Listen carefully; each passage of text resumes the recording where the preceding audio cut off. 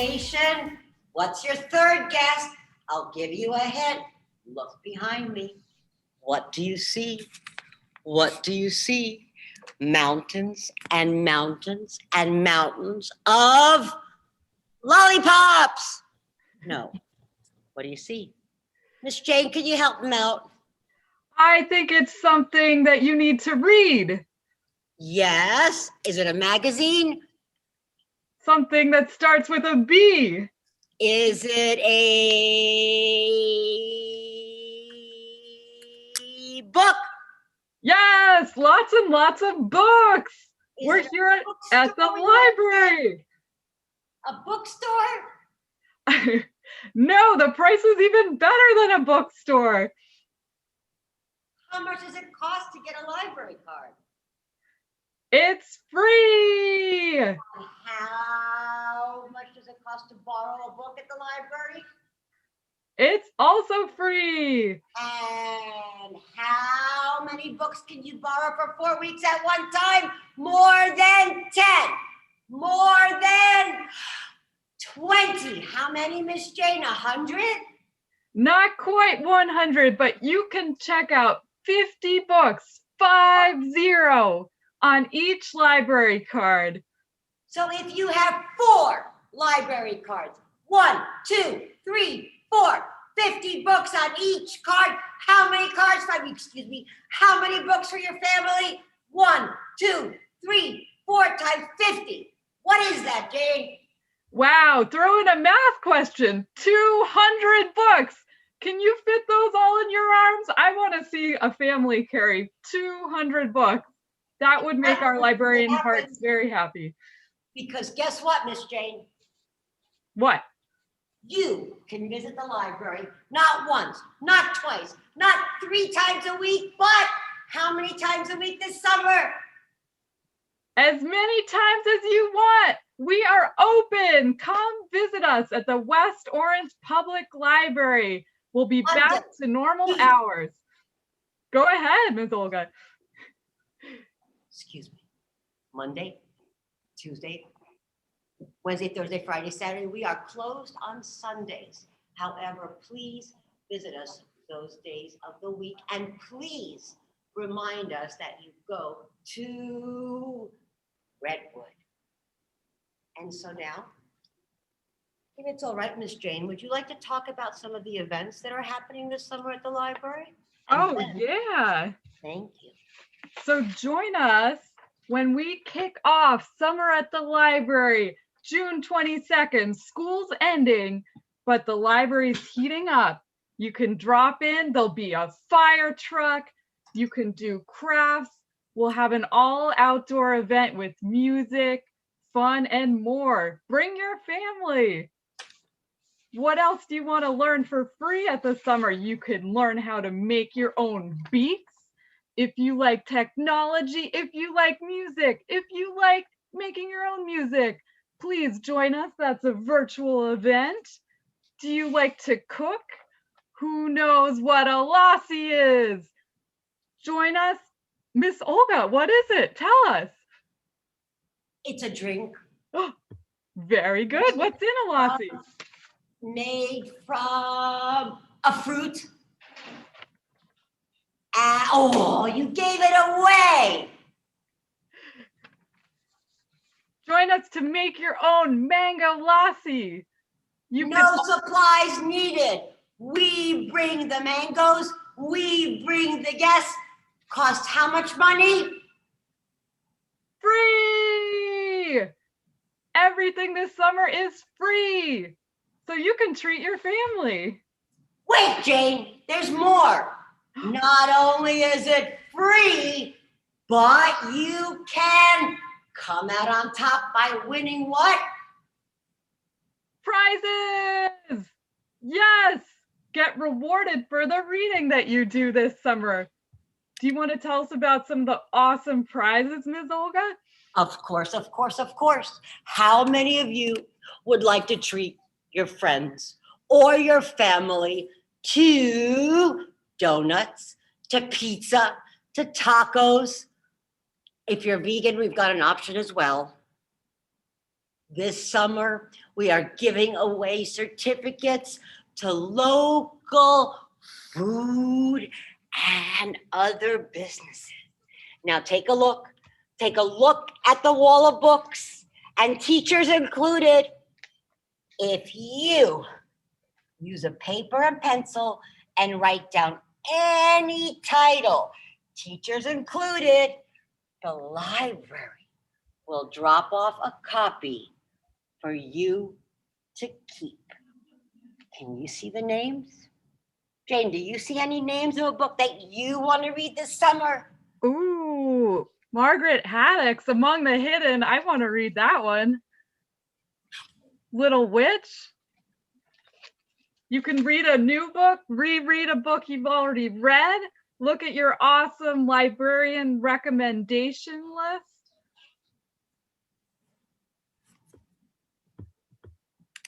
And now, I'd like to share a story by an author you may or may not heard of.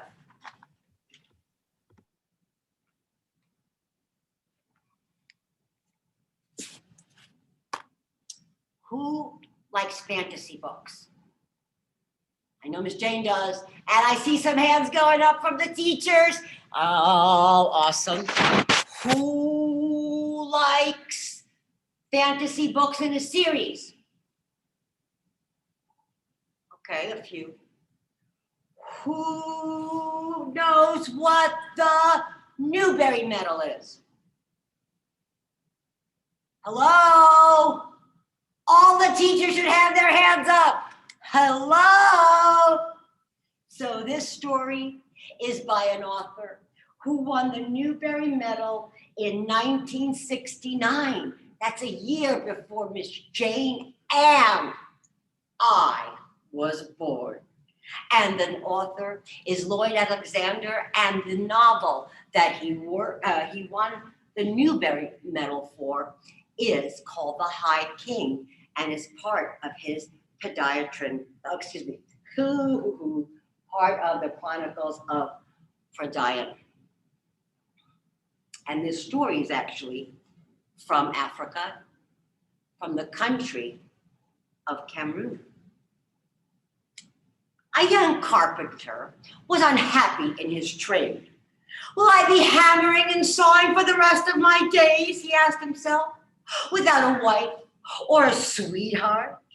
Nothing but labor for little pay. He kept wondering if the future had held anything better. Do you ever wonder about the future? Now, hearing that a fortune teller was in a town nearby, the carpenter set off to find out if he could read his fortune. He found the prophet living in a room above the cloth merchant's house, because back then, when this story came to life, people made their own clothes. Have you ever thought about sewing your own clothes? Aha, we got a program for that.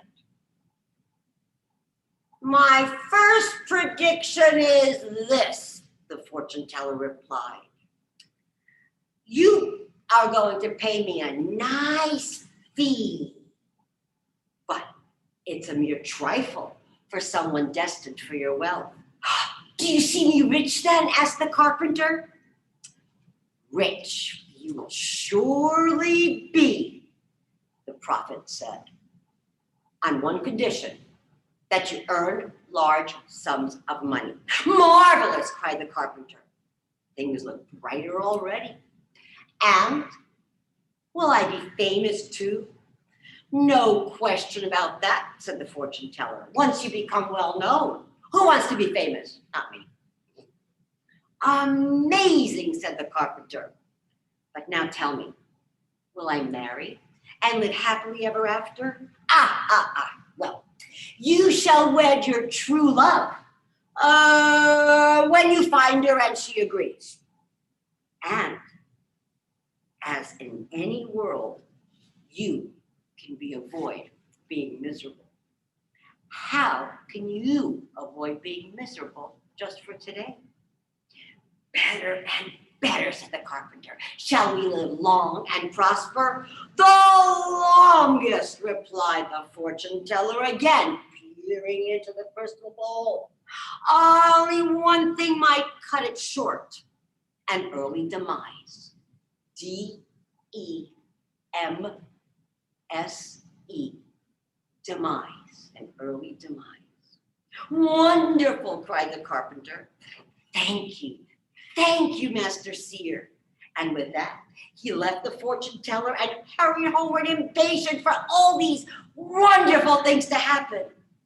He had scarcely gone halfway when he remembered half a dozen more questions he wanted to ask. So he hurried back, but to his surprise and disappointment, he found the room empty. And the only thing left was the crystal ball and the cap the fortune teller wore.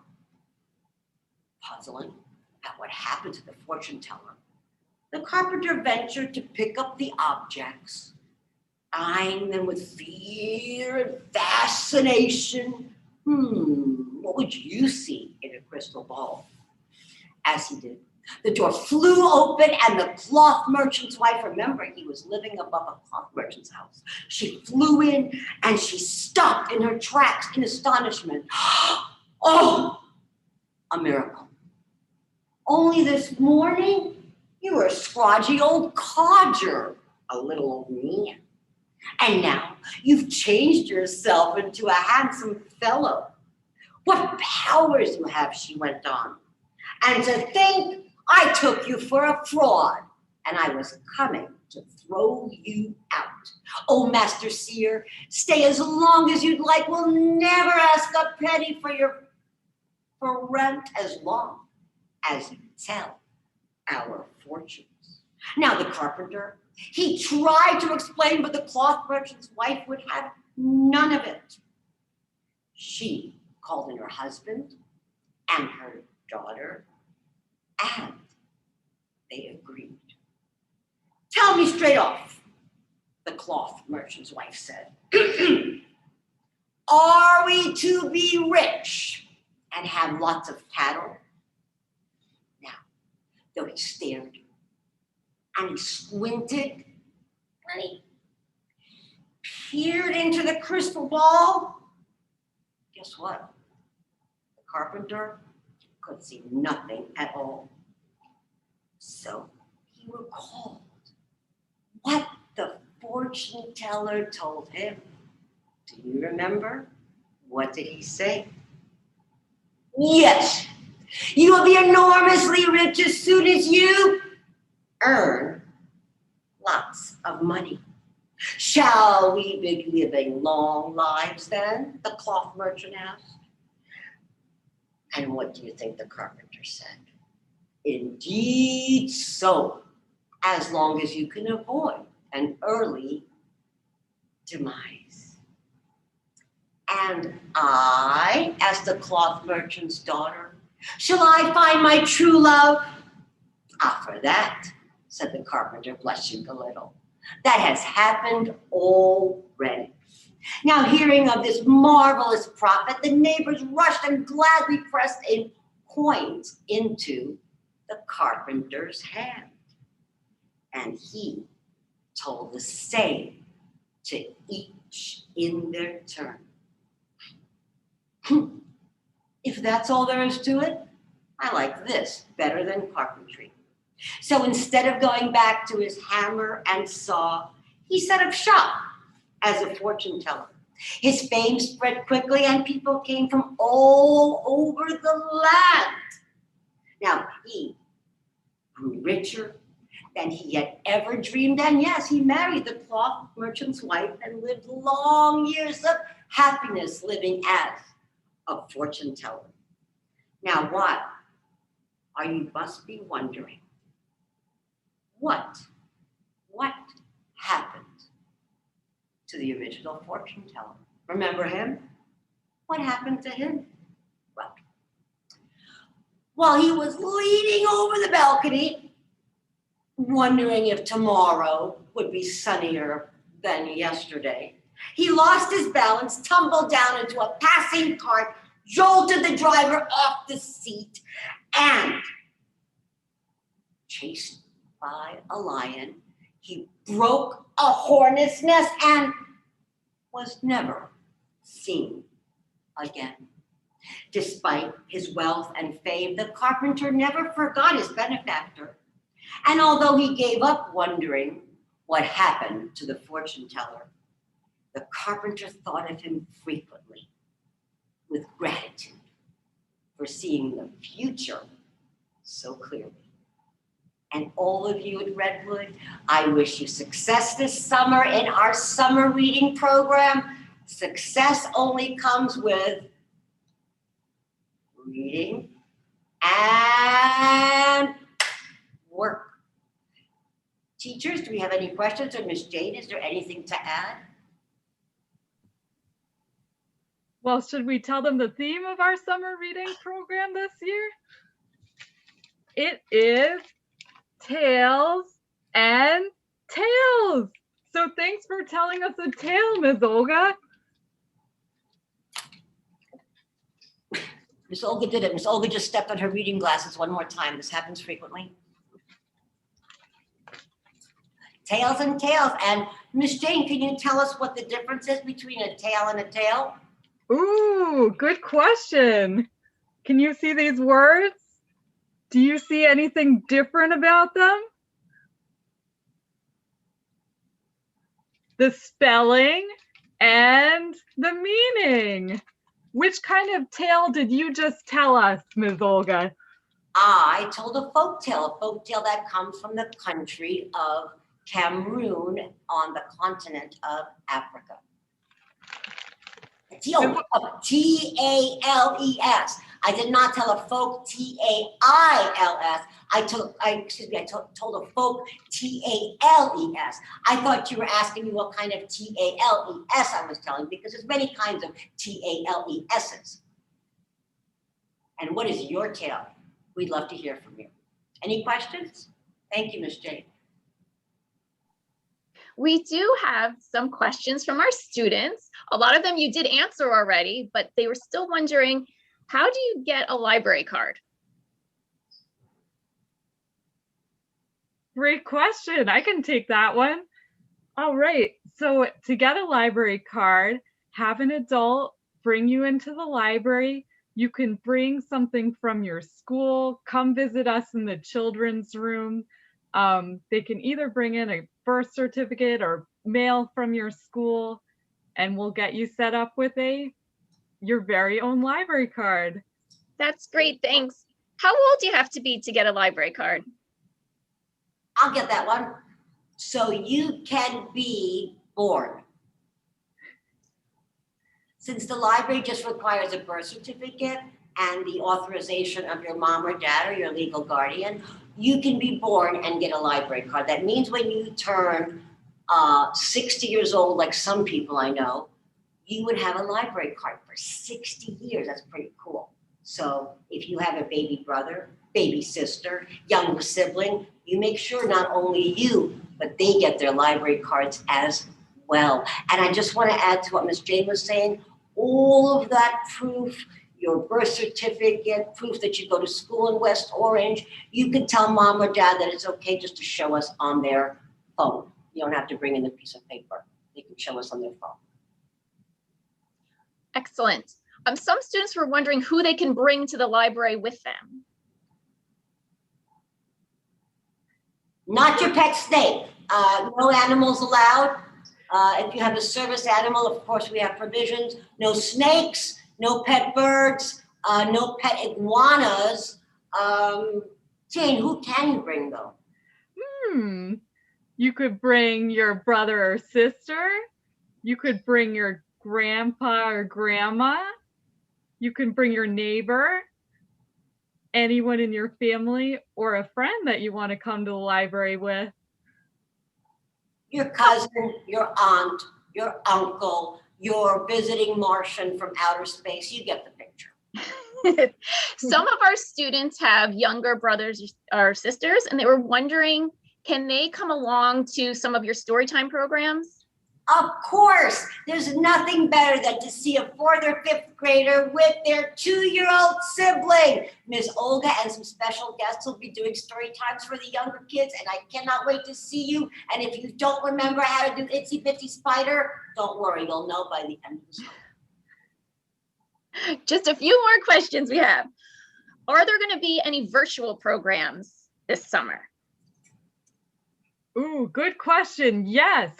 Some of our programs are outside. We'll enjoy the outdoors, and some of them are going to be virtual. If you're interested in that beat making music program, we'll be using computers and learning on Zoom so the teacher can show you exactly how to get your music going. That sounds like fun. Oh my goodness, Jay, did you tell them about the graphic novelist that's coming on Zoom? Oh my goodness. Tell them. Oh, who likes graphic novels? Teachers? Teachers? Anybody? I see some hands going up. I know Jane does. Some yes, some no, some mediocre. We are having a graphic novelist named Jason Viola visit us via Zoom at the West Orange Public Library. So you can tune in, listen to how he makes his books, and ask him questions. That's July 20th, but all that information will be readily available to you fairly soon. Excellent. And will we find some of this information on your website? Awesome. Does anyone else have any questions? All right, well, I think that was all the questions that we had, and we want to thank you very much. It sounds like you have so many fun activities planned for the library this summer, and I really hope that you get to meet many of our Redwood students. So thank you very much for joining us today.